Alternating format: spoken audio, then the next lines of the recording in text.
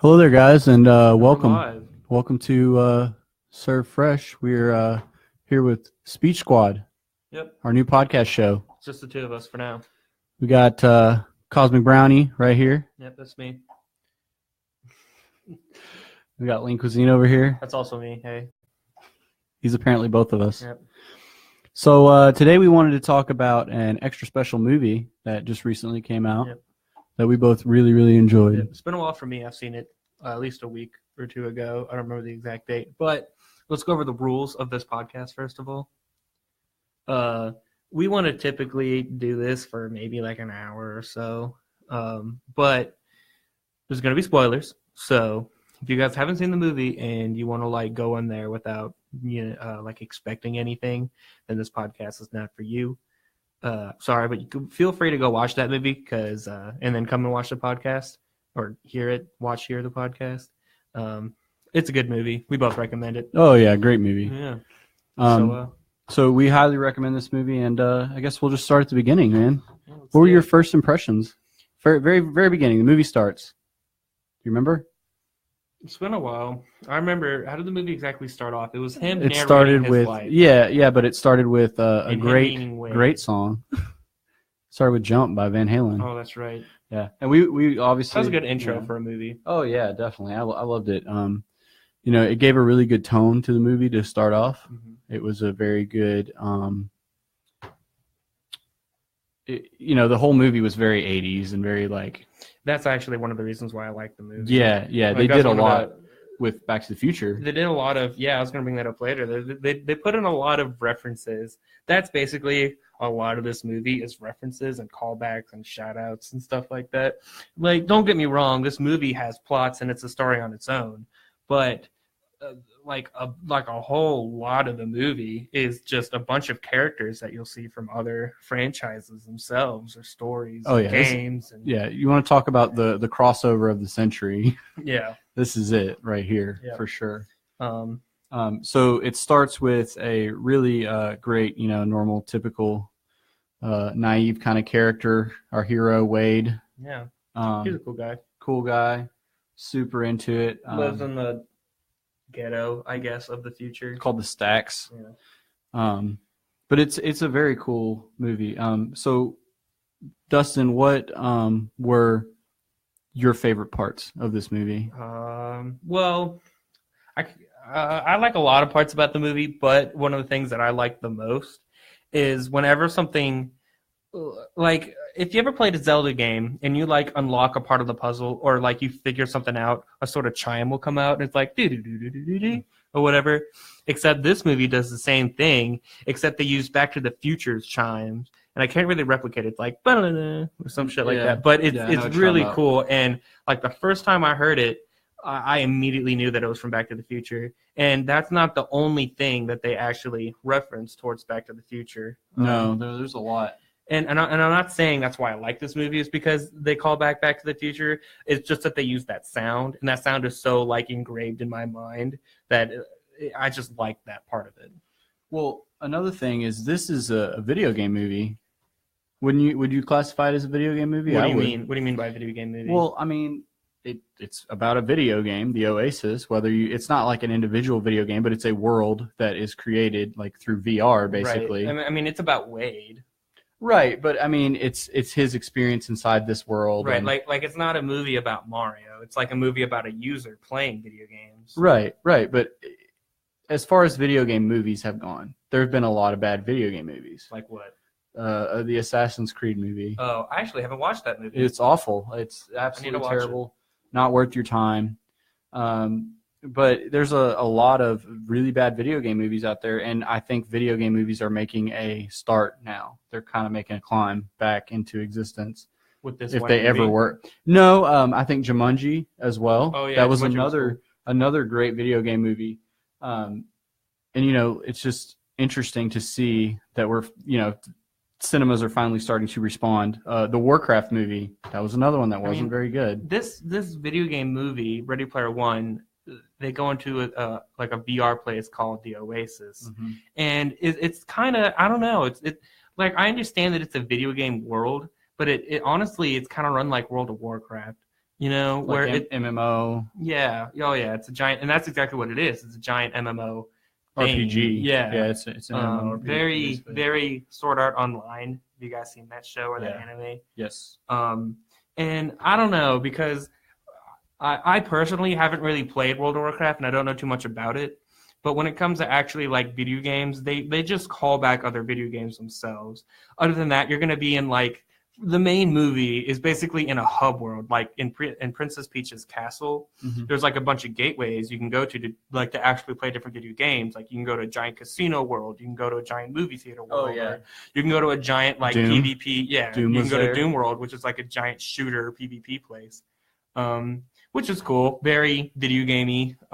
But I don't know, like I don't think was there leveling up in the movie? Like, could your character level up? I don't think so. I don't remember anything like that. It was more about like getting, items.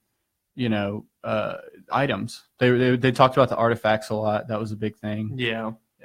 I thought it was a really interesting aspect of which I like the artifacts. Yeah, because it's very video game. It's and what you expect in an RPG. And at the part of the movie where they had like it was like a super level 99 like magic spell artifact thing. Mm-hmm. That was really cool. But it was the D20 die inside of a bubble. Oh yeah. Which I thought was cool. Like this is a nerd's movie for sure. It is made only there specifically to go out and make a nerd really happy. I geeked out hardcore in this movie. Oh, and yeah. that's probably that's actually the number one reason why I like this movie so much is that I think that they do a lot of references and they do them so well though. Let's talk about the references, man. They were just insane amounts. Like I mean Batman, there was Arkham Knight from the video game. Pretty much everything but Nintendo. Yeah. Yeah, and there wasn't any Star Wars either that I saw. Okay, I don't recall seeing Star Wars. Or if there was Star Wars in there, it wasn't enough for us to notice. No. We had anime slightly, not as much as we expected. But, I really wanted to see Naruto in there. Gundam that would have been awesome. Gundam was awesome in there. Yes, Gundam was very, they showed very a giant cool. Gundam in there. That was fucking cool. We had the Iron Giant. Mm-hmm. The Iron Giant, which I'm sure everybody saw in the trailers. Yeah. I mean, we don't have to list off everything that we noticed. No, but it was really cool, like how they were able to do it all. Man, it was just the way that they did it. Like when they did do the Iron Giant, it was nonchalant at first. Right? Yeah, it was nonchalant. But when the Iron Giant was actually in, like playing the game, oh yeah, it was so much like the actual Iron Giant. Oh yeah, which is what I really appreciated about what they did. Like it wasn't just them talking as the Iron Giant. In fact, whenever the user played as the Iron Giant, whenever the user talked, it would use her IRL talking. Yeah. It wouldn't like show us the Iron Giant talking. Which right. is cool. Exactly. What did you think about? So a big theme I think like in the movie was the idea that people get sucked into this world. What do you think that means towards our stuff nowadays? Like people get sucked into their phones and their video games, technology. I think that's a big message there that a lot of people are missing out on. Well, I don't know. I think it's so blatant that everyone's going to see it. Right. Like I've already had the theory or the idea of that we're all trying to just escape reality at some level. Like when it comes to looking at your phone, people are just looking at their phone to be in Facebook land or whatever. Oh yeah. And what Ready Player One is that it's actually a world that you can go into and leave Earth. And they did a cool job of showing how shitty Earth is. Yeah. Like showing the stack. And I'm positive that in that world, just like the company, there's a lot of rich people. Oh yeah, yeah. They showed a lot. Yeah, of, like there's wealthy... going to be the 10% people in there. Yeah. But they usually showed like just the super slums of the Earth and why people wanted to just not be in that world anymore. And I like that. Yeah, it was very dystopian. Yeah. Another thing, like from a cinematography aspect, it was really well done. Like, it's the Shining. They did The Shining in there. Yeah. Well, and they used cameras and effects and filters that made it look like it was actually The Shining. Yeah, that's what I really liked about it because I liked the movie. I love the movie The Shining. I'm not going to say it's in my top 20 movie list or whatever, but I definitely had a good time watching the movie. And what I recall is when they first started Like in the movie, they go into all right, inside the movie Ready Player One, the characters go into the movie The Shining. Yeah. And the first thing that I noticed when they went into the movie was that the camera changed, and it gave me a lot of like just recalls in my mind of what it was watching the movie like. Yeah. You know, and I remember the famous scene of the elevator doors opening in the original movie The Shining, and a bunch of blood would be pouring out. Yep. And I remember watching the movie and seeing the blood and just thinking about how fake it looked. Yeah, it looked very, I don't know, like I'm not going to say I've seen a vast amount of blood in my life before, so I couldn't tell you, but it just didn't look that real to me, and it looked very watery and dark and just not what I would expect blood to be. But I feel like they did the same thing. Like whether if it was a mistake or not for The Shining, I feel like Ready Player One did such a great job replicating that. Yeah, imitating. And that was the big part about this movie, I think, was trying to recreate everything accurately. Right. Recreate the references accurately. And not only did they did a good job recreating, but they had their own story. Oh yeah, yeah. That was a great story. Yeah. It was to me the story itself was a little bit lacking. I liked it. In some way. I liked it, don't get me wrong. But it was like your stereotypical like rebel, you know, against like a rebellion against like a bigger, higher power. Right. And you know, actually, that brings in movies. but that brings in like one of the big flaws that I saw with the movie, and that was the rebellion. We didn't see the police very often, and as a matter of fact, you don't see them till pretty much the end. Yeah, I remember seeing the police at the end and being like, "Oh yeah, right, like, yeah." Because there's a lot of. But this company that this rebel group was going against was like the world power. From what we saw, from what we saw, and I thought they ruled the world. I did too. Well, the whole movie. Well, not only did I think they ruled the world, but I thought they also ruled, like they were the police inside of the VR world. Right? Yeah, I they felt were. like they were the police force in there because they would just come in guns a-blazing at a dance club and just shoot everything. Yeah, and it was whatever. I don't know. The world inside was not very regulated. And I guess that's because, you know, there were no consequences there as far as like death. As far as we could see. You would lose your stuff, but yeah, and there was that you wouldn't die. There was that antagonist skull guy who had like a cool skull chest thing. Mm-hmm. The assassin. Right. Yeah. But when at his death scene, he said he had like 14 years or 12 years of just like gold and items inside of his body. Yeah, that was a funny joke, honestly. Yeah. And when he died, you see like a mountain of just, you know, precious items being poured from his corpse, which was cool to see. But it got me thinking, like, I didn't remember seeing any sort of banking system in that game. Like, are you reliable for everything that you have in that world? I think everything just comes to you. Well, that alone gives me a Dark Souls vibe because you can't really store. It reminded me of RuneScape. Kind of RuneScape when he died. Oh, okay. He had to go get his stuff, you know, like right. It was just there in a pile, and he had to get back to where he needed to be to. Yeah. That's what it made me think of. So let's get into the story of Ready Player One. Right, yeah. I really, really liked the creator of the Oasis. Yeah. And how he created 3 keys to like become the next successor. And it was a test. It wasn't really about who could finish the challenges. It was who could finish the challenges honorably. Right, yeah. And I feel like the creator of the test did a good job to do the test correctly. Was to do it honorably. Like if you drove backwards at the beginning, like that's the correct way to do. Yeah. You know, I mean, everything was correct. Only in the very end, when you had to reject the signing of the contract, was I feel like it was a good final test. Yeah, it was a great final test. But anyway, at the beginning of the movie, I feel like it was really cool to see him as like an almighty cloud powerful wizard or whatever. Oh yeah. And he had like the 3 magical keys. You know, that was really cool. It reminded me of Zelda. Yep. Yeah. It just reminded me of fantasy. Yeah. Honestly, all of this reminded me of a lot of older stuff.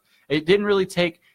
There were newer characters and from newer video games in this, but it didn't really take from them too much. Right. It was mainly about paying homage to the old. Wouldn't you agree? Yeah.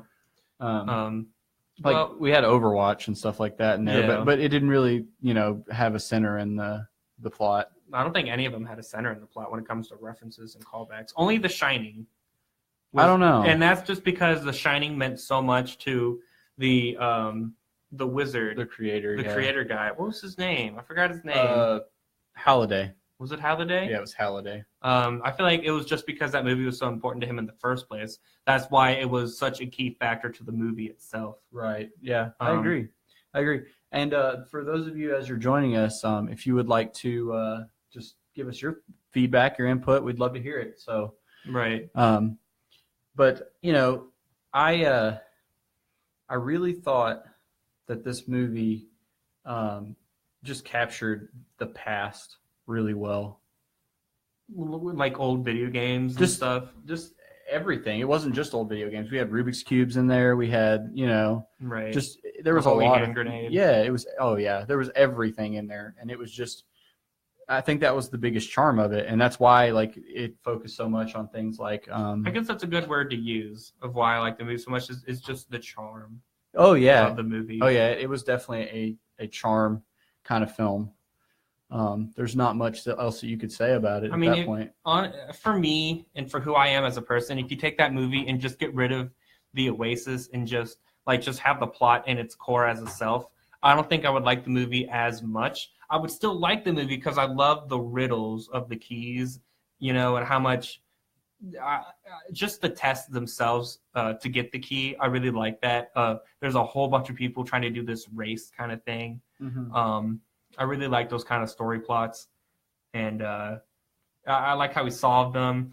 The only thing that was weird to me is on the third test where they were going through Atari games, and it was every time whenever the company would use the wrong Atari game, they would die in a minute. Like a minute's used up, they die immediately. So it's timed. Every minute doesn't work, right? Until it was some lady guessed, what was it called? Adventure? Yeah, it was Adventure. And so the dude, one of the grunts for the company was playing Adventure, and they even noticed, the movie cued in that the brains of the operations noticed that he was playing the game for longer than a minute. Mm-hmm. And then when he actually beat the game, that's when he failed and died. And then they just threw it away. They threw away the option of playing Adventure anymore. Oh yeah. And I feel like that was wrong. They could have I would have noticed that he was there for longer than a minute, so you should try again or see what you did incorrectly. Yeah, of course. I don't know, man. I think there were a few points that I didn't really feel made sense. For example, his love interest with her, the female. I can't remember her name, but it ramped up way too quick. I can understand that, though. I don't know. Because I feel like Wade as a character has always never really lived in the real world from the first place, And so when it comes to actually talking to girls, he sees this girl that is a lot like him from what he in his standpoint or from his point of view. He finds this quote unquote lady, he thinks it's female, right? Mm-hmm. But even his friend, who is a female, which he didn't know, even said that, hold up, this might not be what you think it is. And even she said that. But I don't know. I just feel like that he only really knows his close online friends. So when he sees a lady that's a lot like him, he's going to fall in love. Because I don't think he's ever experienced love either. When it comes to love, he's very inexperienced. Yeah. Me guessing at this point. I actually would like to read the book. Because I'm willing to bet. Oh, okay. Yeah, I went and got it. You can borrow it. Anyway, I feel like he would be inexperienced, so that's why you would leap at that, or he would leap at that option. I guess. I don't know. It just seemed way too fast. It was I can go with it. A day, and he was like, "I'm in love with you." Yeah. Okay, that's a little weird. Well, I don't know. Love at first sight. A lot of movies do that shit. Sure. A lot of movies do that shit. But even if you take the Oasis as being real, if people take the Oasis as the real life, right? Then in real life, you were in gunfights with this lady. You were racing hardcore races with King Kong and dinosaurs with this lady. I guess. You were solving riddles. I feel like that could be, of all the movies to use the magical wand of love at first sight, I feel like that should be in the bar. Right. Meanwhile, if you go over to the newest Star Wars movie, first love at first sight, I'm like, yeah, I don't know. No, that whole movie was just an atrocity. The newest Star Wars movie? Yes. Yeah, but that's another podcast for another day. Oh. So what was your favorite reference out of all of it?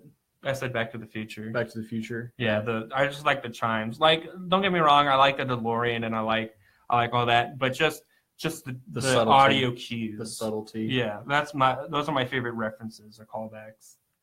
That was one of my favorite things about this movie is it was very subtle about all of its references. Even if they blatantly put someone right in front of your face, they were only there for a minute. Right, and that's most of them. Because there's still a few, like the Iron Giant. Like, he's on screen a lot of the time. Gundam was on there for a good while. Don't get us wrong. There's a lot of stuff on there for a lot of the time. But we'll see characters like Sonic. Yeah, for 2 seconds. And he's literally a blue blur on the screen. Right. Which I think is really cool. Because you only see him standing one time. That also fits his character. Like, I feel like all the people we see fit their characters. Yeah. But now that I think about it, that's not actually Sonic. That's just a user playing as Sonic. So I guess all the users playing as those characters that we love are really good at role-playing them, I guess. Well, I mean, that's one way of looking at it. But you think you get one person, you get one avatar to pick who you're going to be, right? No, you can pick other things. Right, but I'm saying, like, if you're going to pick the one that you're going to be, like, normally in the world, right? Right. You probably know that character pretty well. Yeah. You know what I mean? Like, you know how to act that character. That's why I would love for us to get a VR set and go to VR chat. Because that game reminds me of VR chat. Well, I'm sorry. The Ready Player One game, a.k.a. the Oasis, reminds me of VR chat.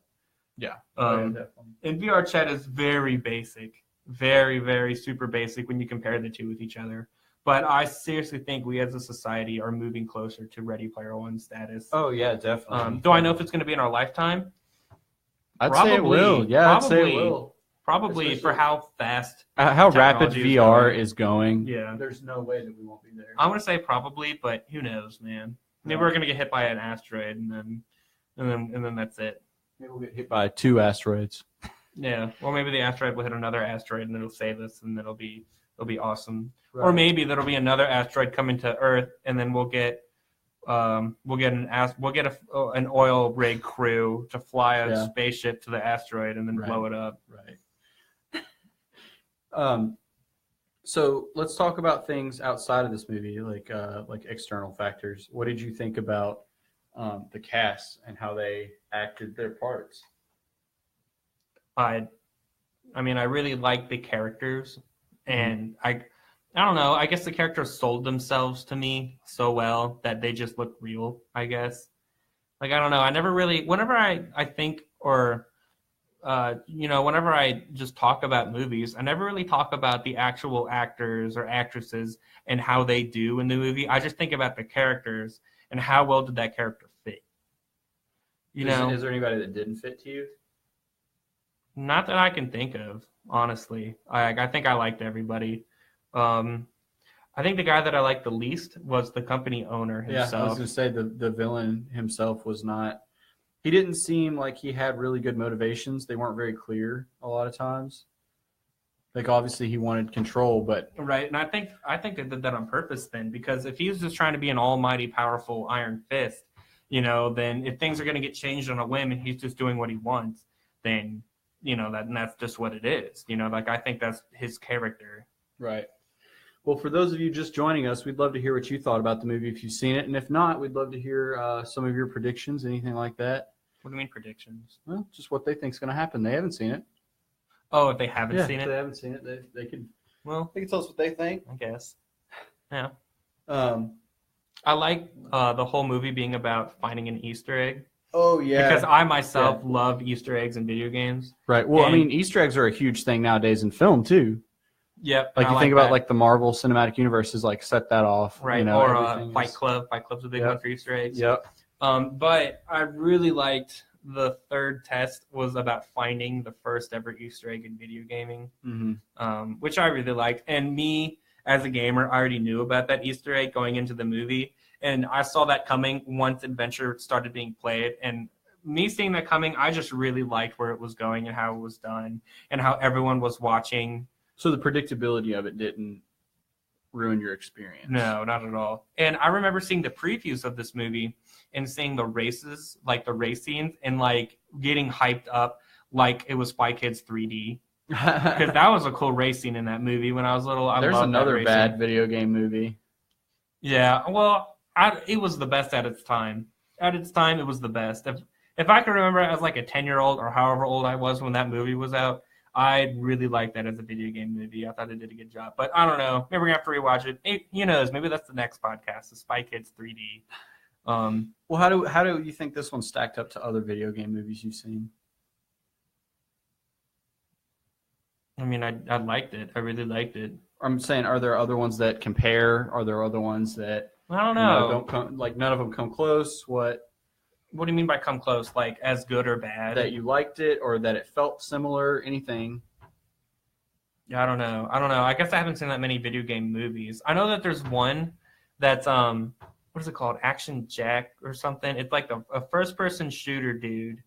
Oh, Hardcore Henry. That's it. Yeah. Action Jack. Hardcore Henry. That was silly to me. I hate whenever... I didn't even watch that movie. It just didn't look good to me. And I have grown tired of watching first-person movies like The Blair Witch Project when the camera's shaky the whole time. That drives me nuts. I really didn't want to go watch Action Henry or whatever. Right. I agree. It's silly to... It's silly from a director's aspect, like for my thought process. If a director goes and tries to do something, they're trying to be fresh. You know what I mean? They're trying to do something different that nobody else has done before. I think Ready Player One was very fresh.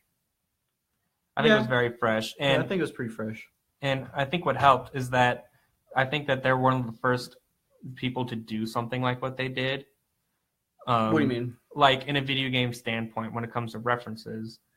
I have never. Yeah, definitely. And maybe there is something out there already who's tried to do something like that or successfully have done it. I just missed it. Well, there's a lot of franchises that have tried to do crossovers that are not even close to what a good crossover could be. I don't know that Timmy Turner and Jimmy Neutron. That's the best one I crazy. can think of. The best one.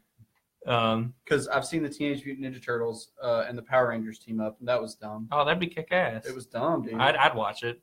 I don't know. You might be wrong. I'm gonna watch it.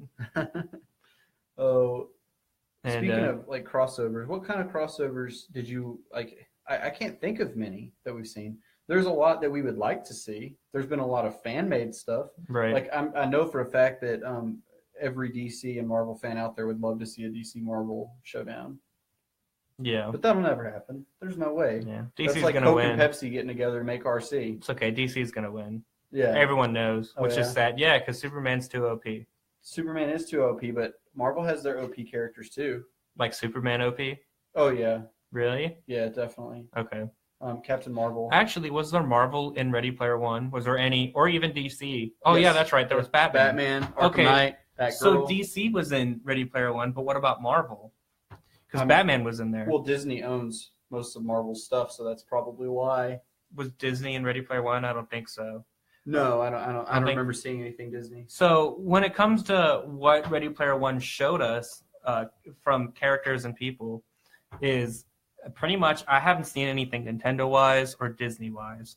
No, not at all. Not even a little bit. And I think that would make the movie even better. Oh, honestly. Yeah, I would have loved to have seen Mario jump across the screen, or Samus, or there's a lot of really good characters. Love to see that. See Captain America or Iron Man, or see like Captain America's shield bounce like off of 3 people and back to him or something. That'd be cool.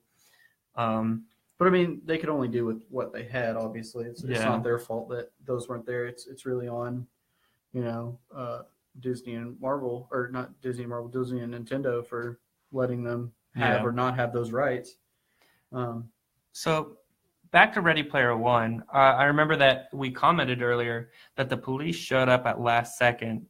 Yeah, and I remember thinking that I didn't think the police was in that world at all. Yeah. Like, because in the movie, it's the future. I don't remember what year exactly. It's 2040, I think. Like, I don't think it's that far off, but it's still the future. Yeah. But it's very, very much like Back to the Future. Yes. Because Back to the Future was not that far in the future either. That's true. And that was something I liked about that. And I'm curious if they did that on purpose. Maybe. It could be another reference or callback. But anyway, I remember thinking throughout the movie that the company, I can't remember that company's name. I'm not the greatest with names, but the company I was thinking was constantly breaking laws. IOI. Throughout, yeah, that's it. IOI. IOI itself, I don't think I liked IOI that much because like its grunts and troopers they were all just stormtroopers. All of them were unqualified. None of them could shoot anything. They were just people. None of them could drive. Well, do you know why they were there, right? To pay off their debt. Yeah, they were all like, it was very, it reminded me of a book, Darth Plagueis? No, Darth Bane. Darth Bane, the character Darth Bane, he starts out on an Apatros mine. Yes, I know that. I know. And basically, he's trying to pay off his father's debt so that he can leave. And then he ends up killing someone. And when he does, he basically has an option of like either let them kill him or go join the Sith. Okay. So he joins the Sith. And that was very similar to that. Like obviously he didn't want to be there, but he was just trying to pay off his debt. He was accruing interest at like an exponential rate. So he was going to get stuck there for the rest of his life. So, you know, a lot of these guys were probably pretty half-hearted.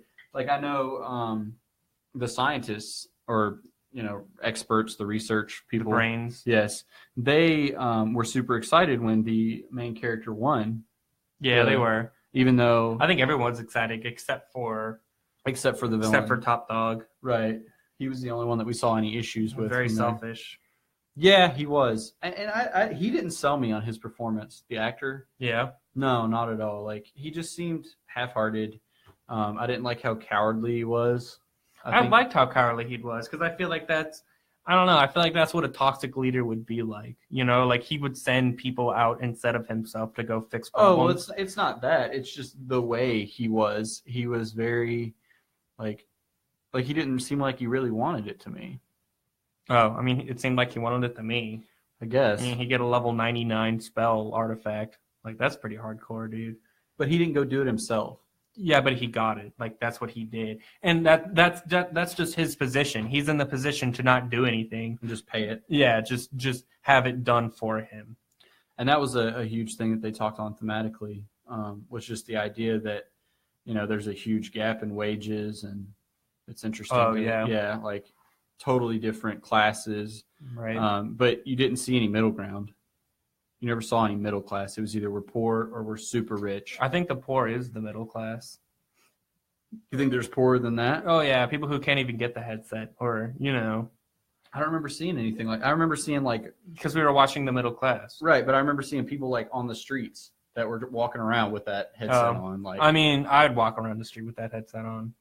I would. I mean, in my life. Seems kind of dangerous. What am I going to say? Well, I mean, you know, what are you going to do? I get to be in an awesome Oasis world. And there were a lot of dangerous things. Like, you remember the mom, whenever the son was trying to be like, hey, the stove's on fire, and she was in the Oasis? Oh, yeah. Just who totally ignored him, like. Yeah. Well, how old was the Oasis? Like, I don't think it was that old. It was like 20 years. Oh, well, that's pretty old. Yeah. Like, you would think people would learn those lessons. Yeah, but, I mean, that's kind of an idiocracy thing. Yeah, well, you know, it all depends on where we're heading as a. I don't know. I feel like the majority of the population in that movie still had their wits about them and knew what was up and what was down. I don't know. Well, and I didn't see that many advertisement in the movie itself. There was one right at the beginning. Right, like Pizza Hut. Yeah, like there was. No. I'm talking about like in the movie Idiocracy. Walls and well, they talked about it though. They talked about that same thing. That's what he wanted to do with the future. Right. They did talk about that. That's true. They definitely hit on it. And another thing, I lost my train of thought. I'm trying to think. That's fine. We'll go to a new train of thought. Cool. Or train of thought. Let's do it. The dance floor or whatever. What is it called? The club? Like that area? Yeah, that club. I don't know if I liked it that much. I don't know. I really liked it, but it wasn't. It just looked like a normal club to me.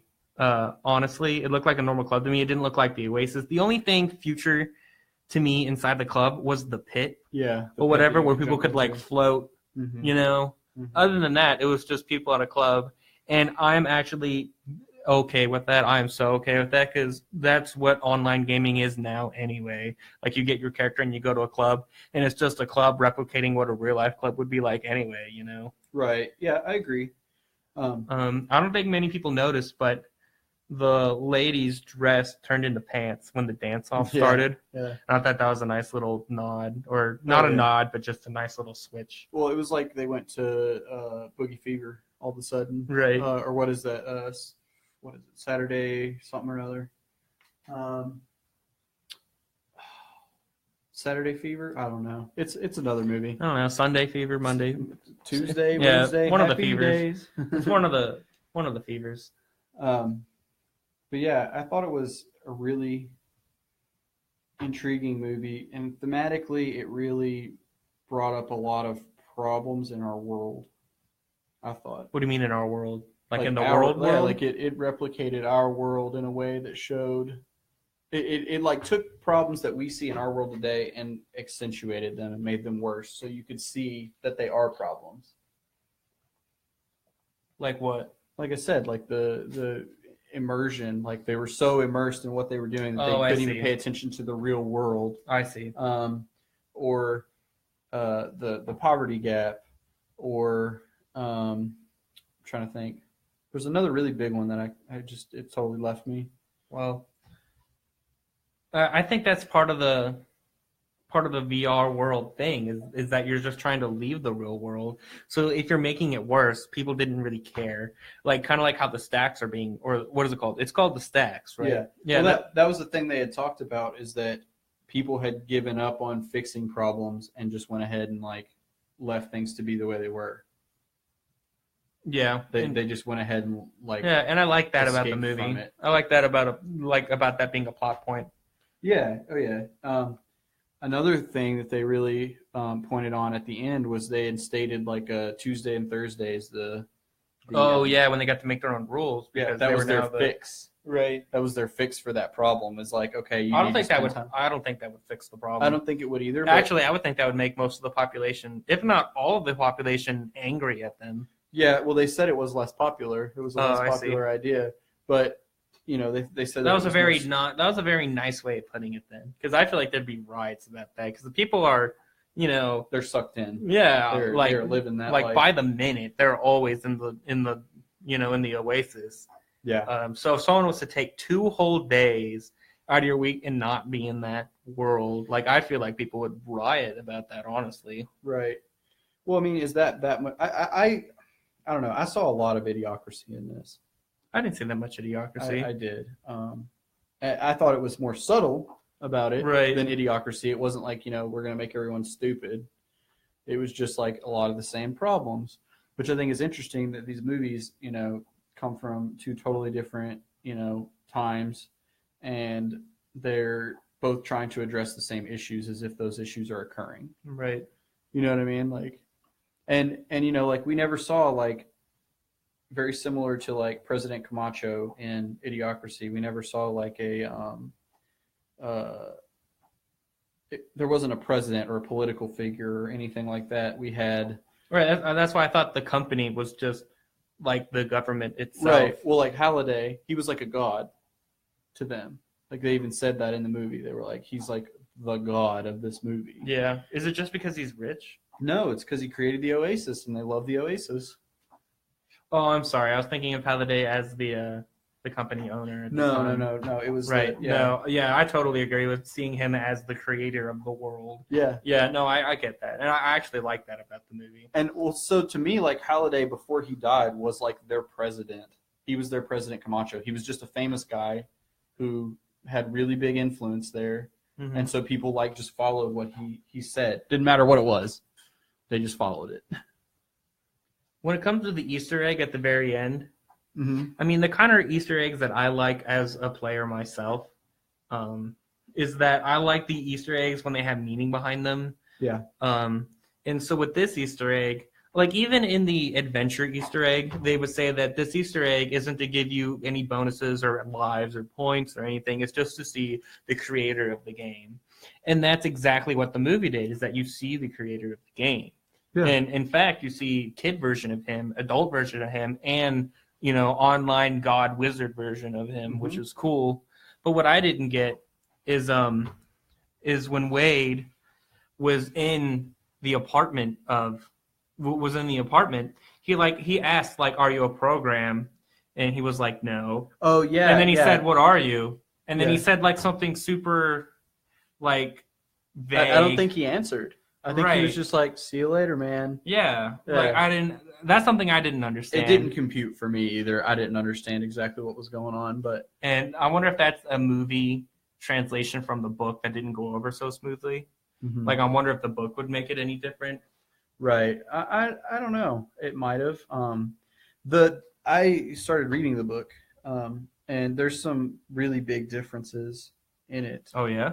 Yeah, they actually do talk more, like, Halliday isn't viewed as a god in those, in the book. He's more of just like, there was just this guy, and he made the Oasis, and that was... Oh. No, yeah, and not everybody is in the Oasis either. Oh, okay. Yeah, like, a lot of people, like you said, probably couldn't afford it or whatever. So it actually like touches on and develops the world way better, I thought. Which, I mean, is normal for a book. It's easier to write and have all that there than to put it into a 2-hour movie. Well, as an overall, what did you think about this movie? Did you think it was pretty future, pretty stale? I think it was future. Yeah. I like this movie. I like this movie so much that I have been considering putting it in my top 20 movie list, and that's actually something I want to have a podcast over. Yeah, is to have 2 podcasts of each of our top 20 lists, so we can spend time to talk about it, or maybe one for both, because a lot of our picks are similar. Yeah, but I really like the movie, and mostly 2 reasons. Mostly because I'm a fucking huge nerd geek, and I loved all the references and stuff. And second of all, I like the story of the 3 keys and the puzzles, and I like that. Yeah. I think it's pretty future. I think that it, the themes were what really got it for me, like, and the way that they went about going through those themes and stuff like that. Okay. But I do feel like, like some character development was kind of lacking. The references were off the chart. Like they had like the best pop culture references and little Easter eggs that I've ever seen. I don't think the character development was lacking. I don't know, man. I didn't feel like I got to know Wade that well. Man. He's the guy. He's the guy. Yeah, sure. He's the guy. Sure. Whatever. We'll go with that. Yeah. That was just my personal, take on it. But I know something we never even spoke about. What? Dido, the little 11-year-old kid. Oh yeah, that kid's savage, man. Yeah, they have that this kid is super savage, and I love that dude. Like one of the cool things about the Oasis is like you made your friends online, which that says something about today. Which actually hit really strong and hard for me, is because that's how it happens nowadays. Yeah, and back then, because I was a 9-year-old playing on a PC. Yep. Playing a game called Diablo 2. Oh, yeah?